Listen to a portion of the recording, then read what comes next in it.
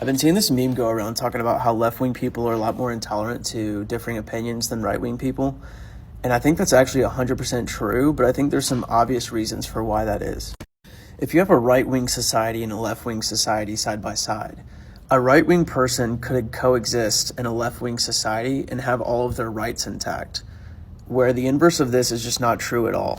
Homie, what? I think being politically homeless keeps me sane because I don't know how any serious person could sit down and say this. Both the left and the right do want to take away people's rights, which I'll get into in a minute. But for him to suggest that the right has nothing to lose in a left wing society is unhinged. I'm just going to list a few things off the top of my head. This list is by no means exhaustive. But Democrats want to take away people's Second Amendment rights, which is an essential fundamental right, your right to self-defense. And by the way, self-defense rights are fundamentally women's rights. You want to take away my ability to protect my person and my property. The Second Amendment is actually the right that defends all the other rights too. So by taking that away, you want to make the entire Bill of Rights up for grabs by the government. In just the course of the past 4 years, the left also started lobbying for people to be forced to put a new substance, a very untested substance, in their bodies. And not only that, they wanted them to lose their jobs if they didn't comply. The right to work, by the way, is a fundamental right. That is actually attacking people's livelihoods and their ability to feed themselves. And that's just the tip of the iceberg for the ways the left wants to go after people for what they have rightfully earned. They want to raise your taxes and take away more of your money. They want to take away your inheritance that you're trying to leave your kids. They are after everything that you've built because they think you do not deserve it and they want to give it to other people who have not worked for it. They also want to take away people's free speech rights. They have made that abundantly clear, not only